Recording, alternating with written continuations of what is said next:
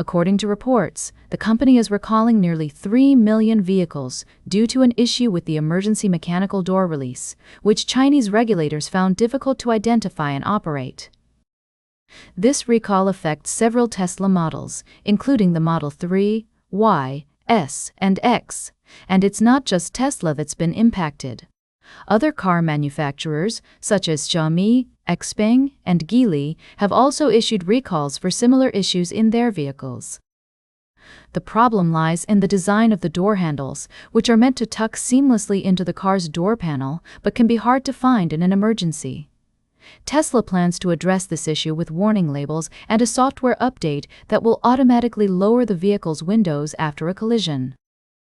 Additionally, the company has issued a separate recall for over 2 million cars in China due to inadequate driver monitoring.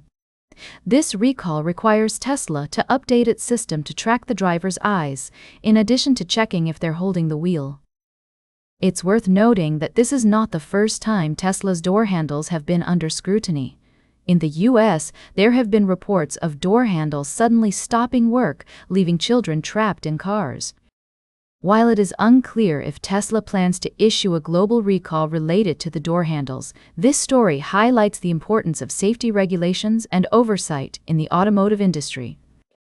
As we continue to follow this story, we'll be looking into the implications for car manufacturers and consumers alike. We'll be right back with more of today's top news on Barbara's Bulletin.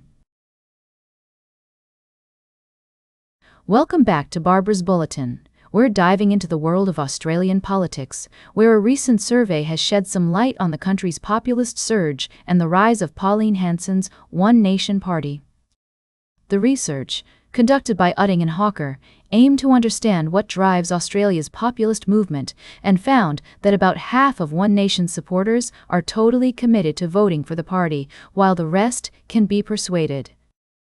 The survey also revealed that One Nation voters are split over migration issues, with some concerned about the volume of immigration, while others are more worried about the background of migrants.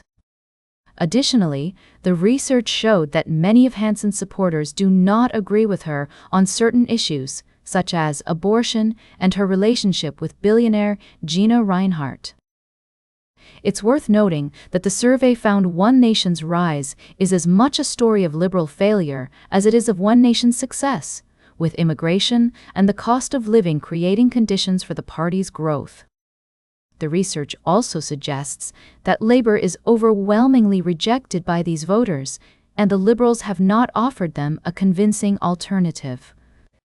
The findings provide valuable insights into the complexities of Australian politics and the challenges faced by the major parties in winning over voters who are drawn to One Nation's message.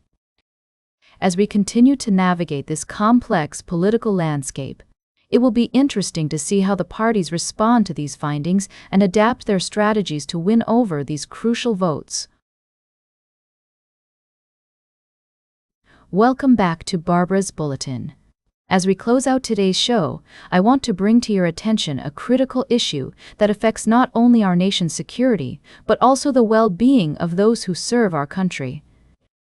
The story of military families facing deportation has been making headlines, and it's essential to examine the complexities surrounding this topic.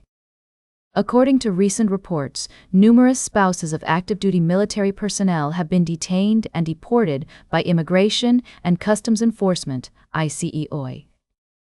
One such case is that of Army Staff Sergeant Alexis Jaramillo, whose wife, Maisa Lopez Eliezer, was taken into custody during a green card interview. Despite Senator Mark Kelly's intervention, Lopez Eliezer was flown to Colombia before being returned to the United States. Another case involves Yadira Martinez, the spouse of an active-duty soldier who was detained by ICE and faced deportation proceedings.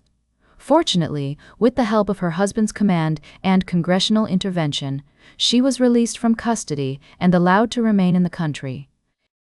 The Department of Homeland Security, DHS, has stated that it prioritizes the removal of individuals who pose a threat to national security or public safety. However, critics argue that these deportations are often carried out without adequate consideration for the families affected, particularly those with ties to the military.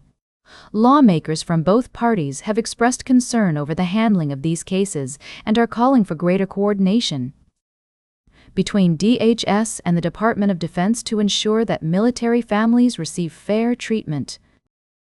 A letter sent to DHS, DOD, and the Department of Veterans Affairs by congressional Democrats has initiated an investigation into whether these agencies are working together effectively to address the deportations. As we navigate this complex issue, it's crucial to acknowledge the sacrifices made by our service members and their families. The emotional toll of deportation can be devastating, not only for those directly affected, but also for the broader military community. It's essential to approach this topic with empathy and understanding, recognizing that every case is unique and deserves careful consideration. As we move forward, it's vital to strike a balance between enforcing immigration laws and supporting our nation's heroes. That's all for today's Barbara's Bulletin. Remember to like, share, and subscribe, and until next time, stay engaged.